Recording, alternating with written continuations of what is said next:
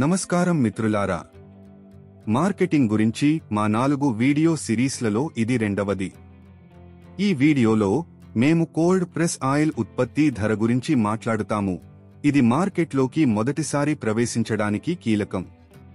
Cold press oil తయారీదారులు తమ ఉత్పత్తుల ధరలను ఎలా నిర్ణయించారో చూద్దాం. ధరలలో విస్తృతమైన వ్యత్యాసాన్ని మీరు గమనించారా? కొంతమంది ఆటగాళ్లు ప్రీమియం ధరను ఎందుకు పొందవచ్చు, మరికొందరు చాలా తక్కువ వసూలు చేయవచ్చు. ఈ వీడియో ముగిసే సమయానికి ఈ ఆటగాళ్ల ధర ఎందుకు భిన్నంగా ఉంటుందో మరియు మీరు మీ ఉత్పత్తికి ఎలా ధర నిర్ణయించాలో మీకు అర్థమవుతుంది.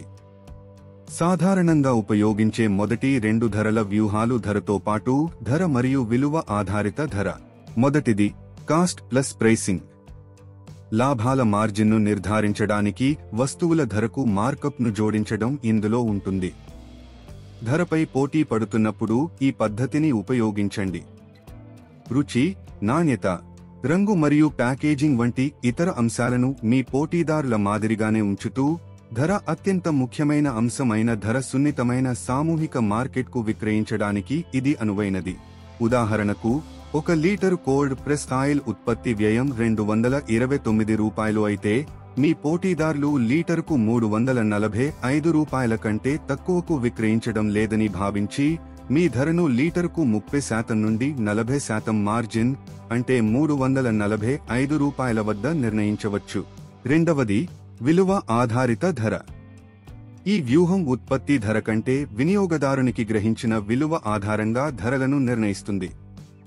రుచి, నాణ్యత, రంగు మరియు ప్యాకేజింగ్ వంటి ధర కాకుండా ఇతర కారకాలపై పోటీ పడుతున్నప్పుడు ఈ పద్ధతిని ఉపయోగించండి. ధర కంటే నాణ్యత మరియు ప్యాకేజింగ్ ముఖ్యమైన మధ్య నుండి అధిక ఆదాయ మార్కెట్లకు ఇది అనువైనది.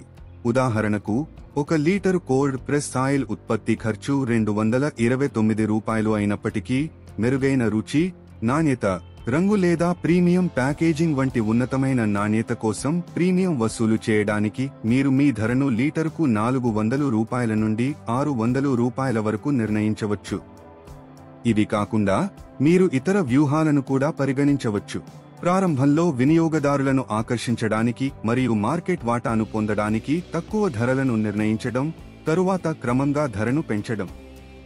ప్రారంభంలో కొత్త మరియు ప్రత్యేకమైన ఉత్పత్తులకు అధిక ధరలను నిర్ణయించడం, తరువాత పోటీ పెరిగే కొద్దీ వాటిని తగ్గించడం. ఒక ఉత్పత్తిని చౌకగా కనిపించేలా చేయడానికి ₹100కు బదులుగా ₹99కు సెట్ చేయడం వంటి మానసిక ధరలను ఉపయోగించడం. అనేక ఉత్పత్తులను కలపడం మరియు ప్రతి ఉత్పత్తిని ఒక్కొక్కటిగా కొనుగోలు చేసిన దానికంటే తక్కువ ధరకు కట్టను అందించడం. ప్రీమియం నాణ్యత లేదా ప్రత్యేకతను సూచించడానికి పోటీదారుల కంటే ఎక్కువ ధరలను నిర్ణయించడం. మార్కెట్ డిమాండ్, పోటీ మరియు ఇతర బాహ్య కారకాల ఆధారంగా ధరలను నిరంతరం సర్దుబాటు చేయడం.